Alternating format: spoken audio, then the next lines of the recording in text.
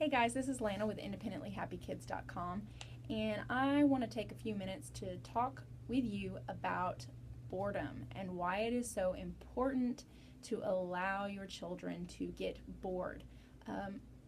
When we started unschooling our kids, which we just pulled them out of public school just a few weeks ago, actually, um, you know, it was really hard for me to wrap my mind around this idea of allowing my kids to get bored, because in the past it was not that mom. I mean, I was very much like wanting to find things for them to do, and I was the one that always came up with activities for them, and I would take them out and about and take them to fun places and do fun things with them and always make sure they were engaged in something.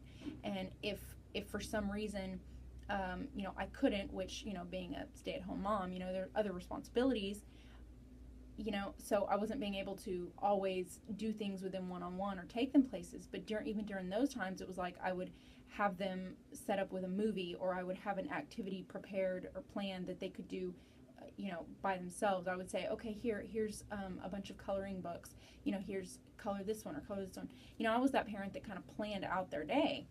And, and it wasn't until my husband, Sean, came to me and said, "You're spoiling them." And I'm not that parent that spoils. Like, I don't just give my kids whatever they want. But when he was talking about spoiling, what he meant was they are spoiled in that they are so used to me doing things for them and planning out their day and having activities for them that they don't know what it's like to do for themselves.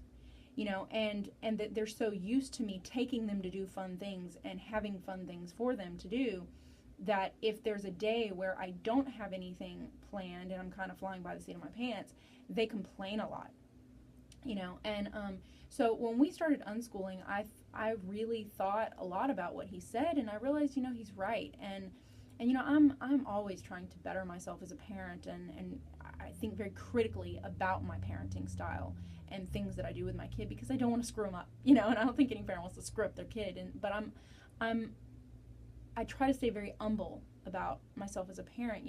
I know that I'm not perfect, and there's no handbook. All kids are different, and so it's like, I just don't want to make mistakes, but I know I'm going to. And so I'm always, I'm very critical of myself, and I'm always wondering, am I doing what's right?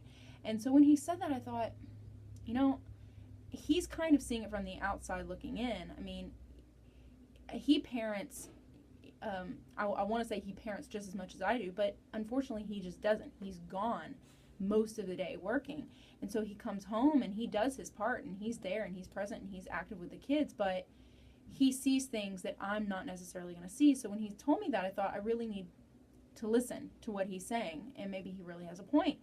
And so I have I've subscribed to several different YouTube channels and blogs, and I read books and everything about parenting, just to get some insight and different viewpoints on things. So I have heard this in other places other than Sean. I guess it just really hit me coming from my own husband, but I thought, it's true. Like, I started thinking about myself and other adults. What do we do when we get bored? Most of us turn to the television or the internet or video games, because that is something that can really constantly keep your mind focused on something. You don't have to, worry about being bored. You're focused on the movie, the video game, whatever. And kids are the same. And I think a lot of parents use the television and video games to babysit their kids. And I know even in the past I told you, like, if I didn't have something planned, I at least had to, okay, here's a movie or whatever, because I didn't want them to get bored. I was afraid for them to become bored, because I thought them being bored meant I was a bad parent, that I wasn't doing my job. So when I really started thinking about all this, I thought, okay, I'm going to try this. And it's going to be hard. I knew it was going to be hard for me. I knew that, like, it was going to hit me. I was going to go, like, I'm not, when it bothers you as a parent, like, you think, I've got to do something. I don't like how this makes me feel. And I had to push through that. So when we brought our kids home, I thought, okay, well, as far as schoolwork is concerned, I mean, most homeschooling parents know that you spend such a small amount of time during the day, your children actually doing sit down, like, pencil to paper desk work, or you doing like a lesson plan with them. It's not like school. You know, you don't need 7 hours a day or whatever. You know, so we get the kids get their work done usually before noon. You know, and they sleep in. You know, but I thought, okay, so there's all this time to burn, and I can't afford to take them out every day. It's just going to be around the house things for them to do. And I am going to have the guts to not plan out their days for them. Because the whole idea of unschooling is really to teach them how to just get along in life, how to create their own happiness. And think about it. You don't have to create your own happiness if someone is constantly creating it for you. Okay? And your idea of happiness is what that person is creating for you. So you never even establish, like, what makes you happy. Your idea of happiness is, well, whatever makes mom happy. And see, I don't want my kids to be that way. I don't want them to think, well, I'm going to do this because mom wants me to do it. I want them to learn what makes them tick, what their passions are, what makes them happy. That's what I want. They're never going to learn that if I'm constantly planning out their day for them and I'm constantly making sure they never have a chance to get bored. So it was very difficult for me at first, but that's what I did. And what I saw within like a 2-week time period was so amazing with my kids. They went from, Mom, I'm so bored, I'm so bored, I'm so bored. And it was like, it's so hard to hear my kids say this. I wanted to plan something, but what I did was I would tell them, okay, go find something to do. And of course they don't want to hear that, but once they hear that enough times, they realize, God, I'm really bored, and if I don't want to feel this way, because I don't like feeling this way, if I don't want to feel this way, I need to go do something to make myself feel different. Now, all parents are different, but in our house, we got rid of a lot of their toys. We do not have a house full of toys that you could walk into any Walmart or Target and look on the shelf and see.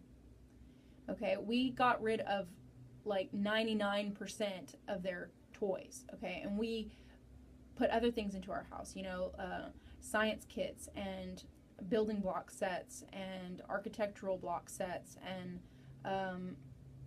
puzzles and mazes that they could create and brain teaser puzzles and, you know, a lot of things that really encourage critical thinking and problem solving and creativity and force them to use their imagination, you know, so you know, they don't have Barbies and they don't have a lot of dolls and they don't have G.I. Joes and they don't have, you know, they don't have all that stuff.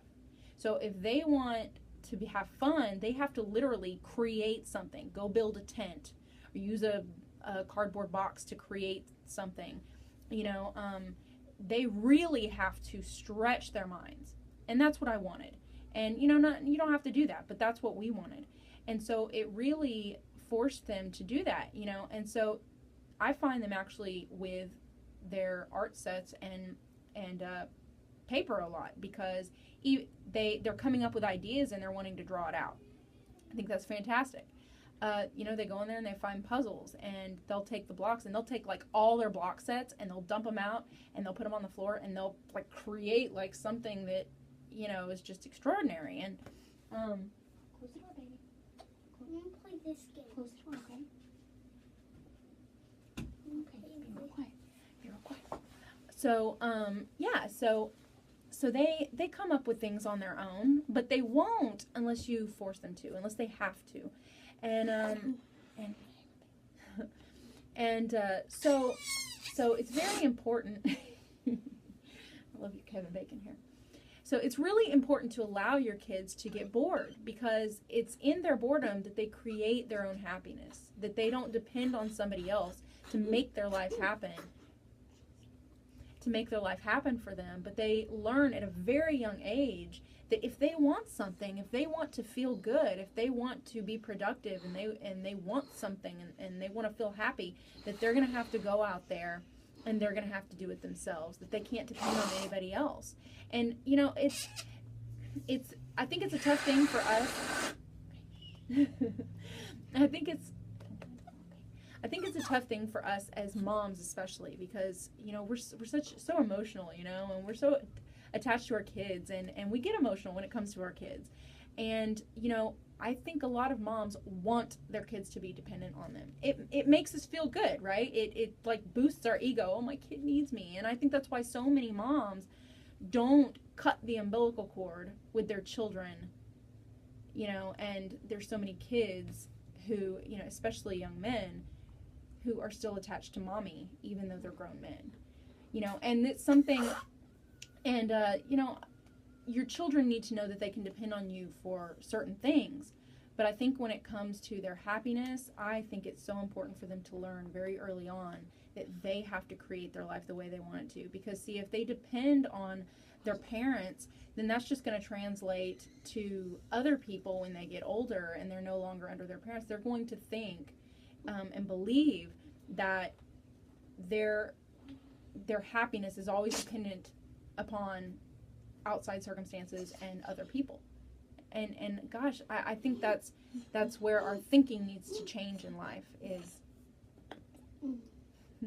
I think that's where our thinking needs to change in life is we need to start teaching our kids that they need to depend on themselves and not depend on everybody else for their life to be the way they want it to be, because that's why we have so many people who are unhappy, because they've allowed other people to create their life for them and they haven't created it the way that really makes them happy. So anyhow, it's important to let your kids get bored, right?